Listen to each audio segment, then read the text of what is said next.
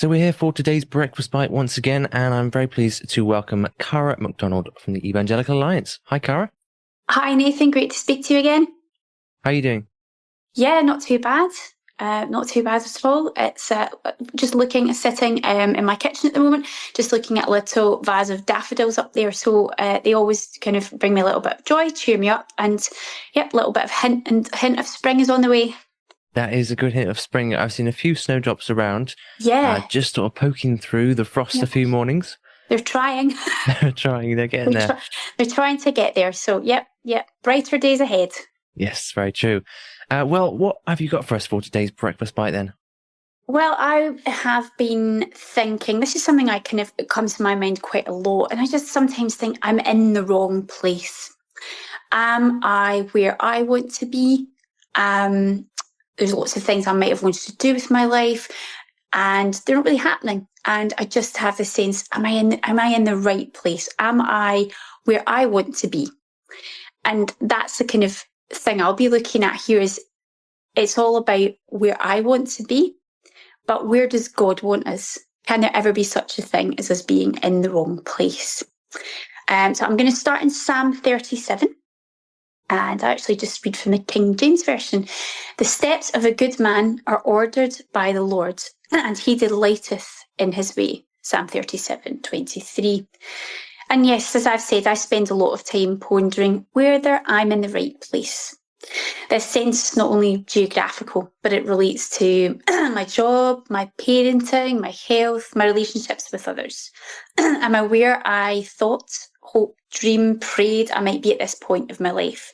And sometimes when I think about these things, the answers to these questions can be tinged with disappointment as I consider things that might have been, or I consider what could be. Where do I want to be? And moreover, how do I get where I truly believe I should be? And often this questioning is driven by looking around at others, comparing myself unfavourably to peers, to friends, to other mothers, thinking, oh, if only my life could be a little bit more like theirs. If only I could move, be promoted, be more confident, be more this, a little bit less of that. And the list is endless with these things. And it comes down to two little words, if only. Looking back, sometimes with regret about things that have happened or the way I've dealt with things, and looking forward sometimes with envy because I'm just looking round at other people thinking, oh, I wish I could be doing that. And this sometimes, it's like a mental ping pong between the past and the present and the future, where I'm asking God in prayer to bridge the gap between my reality and my aspiration. If God has a plan for me, then why do things not seem to be improving? Why do I seem to be the person standing still and I perceive that everybody else around me is moving forwards? And as Christians, well, our faith helps us to answer these questions, and it brings a real sense of peace and a little bit of stillness to these whirring of thoughts, which for me sometimes seem to be relentless. Proverbs 16:9 tells us, in his heart a man plans his course, but the Lord determines his steps. And I think we've all got hopes, we've all got dreams, a path that maybe we plan to follow to help us get there. But it's God who controls the journey, and it's God who controls the destination. He directs every one of our moves, and he's got a way of getting us to the right place at the right time. And often the timing's just different from the way that we imagined things.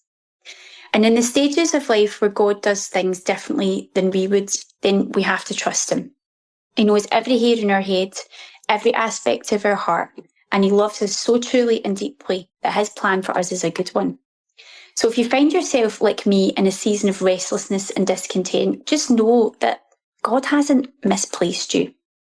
Whether we're making coffees when we want to be making speeches, or living in Glasgow, dreaming of living in the southeast of England or the southeast of Asia, Colossians 3:23-24 says, whatever you do, work at it with all your heart, as working for the Lord, not for human masters, since you all know that you will receive an inheritance from the Lord as a reward.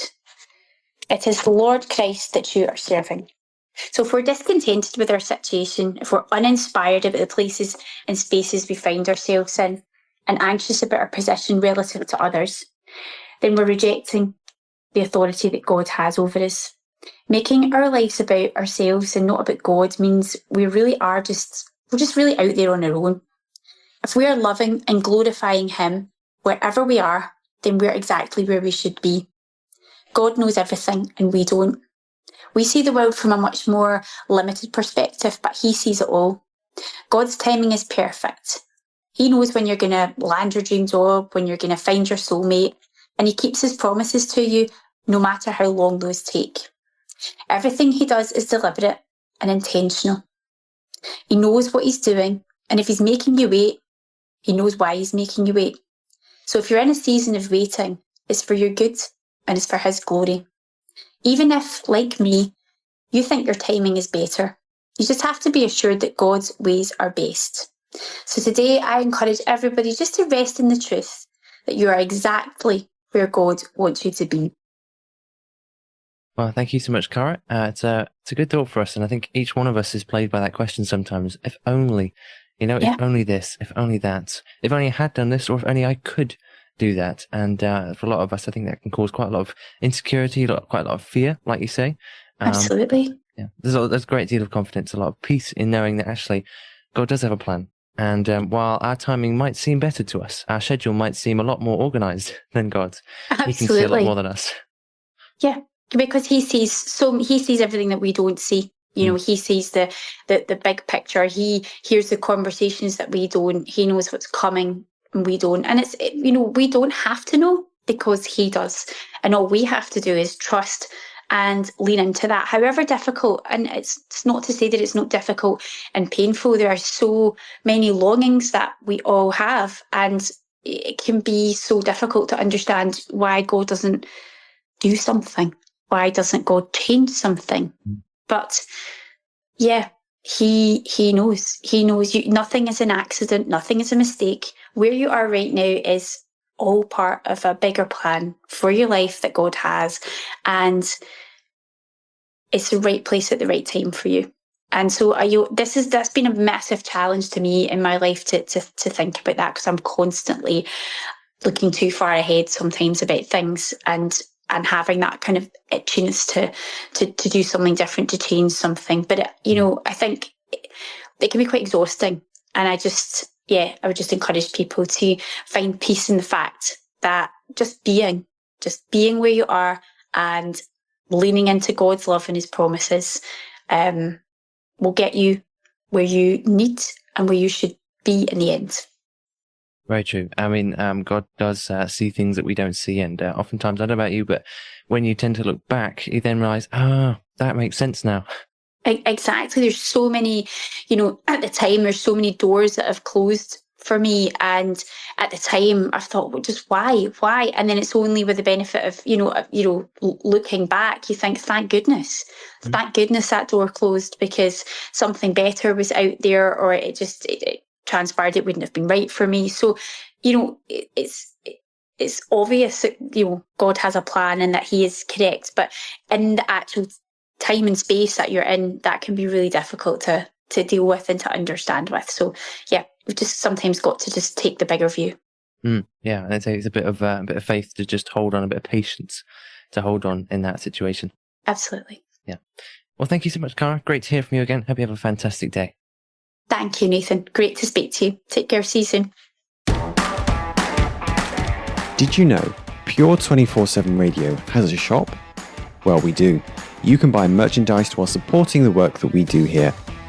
Simply head over to www.pure247radio.org/shop. That's www.pure247radio.org/shop.